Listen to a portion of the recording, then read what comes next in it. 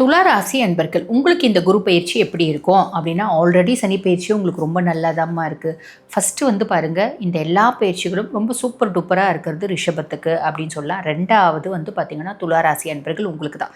இப்படி நம்ம வந்து பார்த்திங்கன்னா துளாராசி பர்சனாலிட்டிஸ் கிட்ட சொன்னோம் அப்படின்னு வச்சுக்கோங்க, எங்கே மேடம் எங்கே என்னத்தை நல்லா இருக்குது, நாங்களும் ரொம்ப வருஷமாக கஷ்டப்பட்டுகிட்டே தான் இருக்கோம், எந்த விடிவு காலமும் கண்ணு கெட்டின தூரம் வரைக்கும் காணமே அப்படின்னு தான் சொல்கிறாங்க. ஆனால் கவலைப்பட வேண்டாம். ஃபஸ்ட்டு விஷயம், சனி பகவான் உங்களுக்கு ரோக சனியாக இருக்காருமா. கடன் இல்லாத, நோய் இல்லாத, எதிரி இல்லாத வாழ்க்கையை உங்களுக்கு கொடுக்கணும் அப்படின்னு சனி பகவான் முடிவு பண்ணிட்டார். சனி கொடுக்க எவர் தடுப்பார் அப்படிம்பாங்க. சனி கொடுக்கணும் அப்படின்னு முடிவு பண்ணிட்டாரு. ஸோ யாராலையும் அவரை தடுக்க முடியாது, கண்டிப்பாக கொடுப்பாரு. கொஞ்சம் நிதானமாக வெயிட் பண்ணுங்கள், ஃபஸ்ட்டு விஷயம். ரெண்டாவது விஷயம், குரு பகவான் வந்து பார்த்திங்கன்னா இப்போ 10ல் வந்து உட்காரு. அதுவும் நிறைய பேருக்கு சந்தேகம் உண்டு, 10ல் குரு வந்தால் வேலை போய்டும்னு சொல்கிறாங்களேம்மா அப்படின்னு. உண்மைதான். பொதுவாக ஜோதிடத்தில் ஒரு பழமொழி உண்டு, என்ன அப்படின்னா 10ல் குரு பதவி பறி போகும் அப்படிம்பாங்க. அப்போ எல்லா துளாராசி அன்பர்களுக்கும் பதவி பறி போயிடுமா? அப்படி கிடையாதுமா. ஃபஸ்ட்டு சனி உங்களுக்கு நிறைய நல்லது செய்யணும் அப்படின்ற பொசிஷனில் இருக்கு. அதுக்கும் மேலே ராகு பகவான் பூர்வ புண்ணியஸ்தானம், புத்திரஸ்தானம், குழந்தைங்க ரீதியாக சில பல குறைபாடுகள், சில பல பிரச்சனைகள் இருக்குது அப்படின்னாலும் ரொம்ப வந்து பார்த்திங்கன்னா இந்த மாடர்ன் சிஸ்டம், அட்வான்ஸ் டெக்னாலஜி மூலிமா குழந்தை பேர் அப்படின்றது நிறைய பேருக்கு வரத்துக்கு வாய்ப்பு உண்டு. பூர்வீக சொத்து 10 வீடு வாசல்லாம் இருக்குது அப்படின்னா தெரியவே தெரியாதுங்க எங்களுக்கு.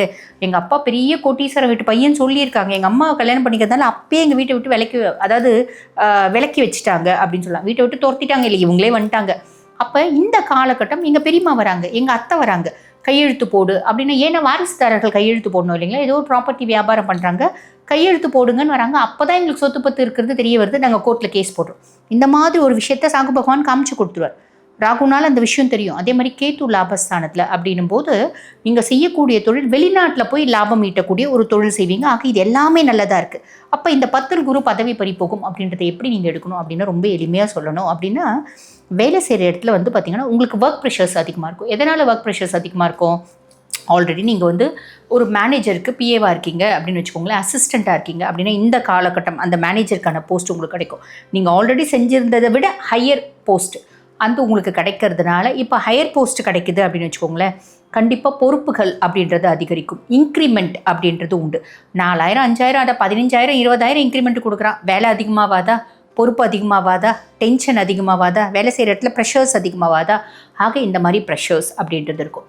சரி, இப்போ ஒரு சுயதொழில் வச்சு நடத்துகிறவங்களுக்கு நிறைய ஆர்டர்ஸ் வரும், நிறைய கிளையன்ட்ஸ் வருவாங்க. ஆனால் அதை ப்ராப்பராக நம்மளால் முடிச்சு கொடுக்க முடியாது, ஏன்னா மேன் பவர் பிரச்சனையாக இருக்கும்.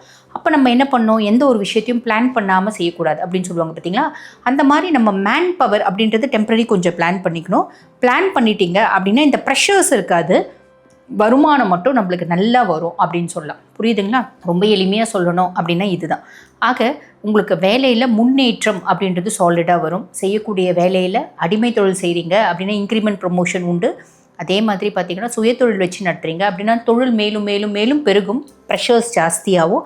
அந்த ப்ரெஷர்ஸை நீங்களே வந்து ஓவர் கம் பண்ணிக்கோங்க அப்படின்னு சொல்லலாம். நீங்கள் இந்த வேலை செய்கிற இடத்துல எனக்கு ஏகப்பட்ட ப்ரெஷர் இருக்குமா, நான் இன்னொரு இடத்துக்கு வேலைக்கு போகிறேன், இன்னொரு இடத்துக்கு வேலைக்கு போனாலும் அந்த ப்ரெஷர் தொடரும். அது இங்கத்தை விட நிறைய சம்பளம், ஆனால் இங்கத்தை விட நிறைய ப்ரெஷர் அப்படின்றது தொடரும். ஆக இந்த மாதிரி சின்ன சின்ன விஷயங்கள் மட்டும் நீங்கள் கொஞ்சம் அனலைஸ் பண்ணி, நம்ம இருக்கிற இடத்துல இந்த known devil is better then the unknown devil அப்படின்னு சொல்லுவாங்க பார்த்தீங்களா. தெரியாத பையை விட தெரிஞ்ச பிசாசு எவ்வளோ மேலுமா. ஆக இந்த இடத்துல எனக்கு சம்பளம்லாம் நல்லா தான் இருக்குது, கொஞ்சம் என்ன ஓடி ஆடிக்கிறேன் அப்படின்னு நீங்கள் வந்து மைண்டை ஃப்ரீ பண்ணிக்கிறீங்க அப்படின்னா நல்லது. அதுக்கு மேலே குருனோட பார்வை 2ஆம் பாவத்தை பார்க்குது. குடும்பத்தில் நிம்மதி, சந்தோஷம், மகிழ்ச்சி ரொம்ப நாள் கழிச்சு வரும். காசு நடமாட்டம் நல்லா இருக்கும், கவலைப்பட வேண்டாம். 4ஆம் பாவத்தை பார்க்குது. ஏதோ ஒரு விதத்தில் உங்களோட கம்ஃபர்ட் சாலிடாக அதிகமாகும். இது வரைக்கும் வண்டியே இல்லைங்க, ஏதோ ஒரு வண்டி வாங்குவீங்க. இது வரைக்கும் கார் இருக்குங்க, லக்ஸரியஸ் கார் வாங்குவீங்க. இது வரைக்கும் சொந்த வீடு இல்லைங்க, சொந்த வீடு வாங்குவீங்க. இப்படி உங்களோட கம்ஃபர்ட் அப்படின்றது அதிகமாகும். அம்மானோட சப்போர்ட் பரிபூர்ணமாக கிடைக்கும். ஆல்ரெடி சனியே வந்து பார்த்திங்கன்னா நோய் இல்லாத, எதிரி இல்லாத, கடன் இல்லாத வாழ்க்கையை கொடுக்கணும்னு முடிவு பண்ணிட்டாரு. அவர் ஏதாவது கொஞ்சம் சொச்சம் வச்சுட்டு போனார் அப்படின்னா குரு வந்து அதை கம்ப்ளீட்டாக சார்ட் அவுட் பண்ணிடுவார் அப்படின்னு சொல்லலாம். ஆக இதுவும் ஒரு பெரிய ப்ளஸ். ஆன் தி ஹோல் வந்து பார்த்திங்கன்னா துளாராசி அன்பர்களுக்கு எப்படி இருக்குது, ரொம்ப நல்லா இருக்குது, கவலைப்படணும் அப்படின்ற அவசியமே இல்லை.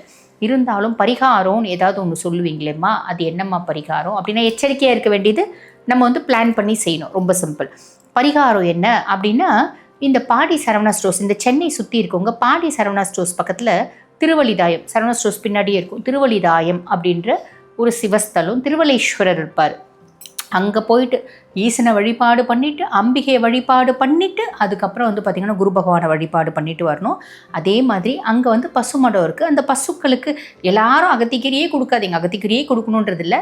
பசுக்களுக்கு வாழைப்பழம் ஒரு சீப்பு கொண்டு போய் கையில் கொடுக்கணும். கையில் கொடுக்குறீங்கன்னா அந்த குழந்தைங்க சாப்பிட்டுட்டு நம்ம கையை லிக் பண்ணுவாங்க. அப்போ நம்மளோட கெட்ட கர்மாக்கள் அப்படின்றது கழியும். ஆக அந்த மாதிரி ஒரு நற்பலன்களும் உண்டு. அதே மாதிரி பசுக்கு உணவு கொடுக்கும்போது குரு பிரீத்தி அவர். இந்த மாதிரி சின்ன சின்ன விஷயங்கள் நீங்கள் ஃபாலோ பண்ணுறீங்க அப்படின்னா இந்த குரு பயிற்சி காலகட்டம் எக்ஸலண்ட்டாக இருக்கும்மா. வாழ்த்துக்கள்.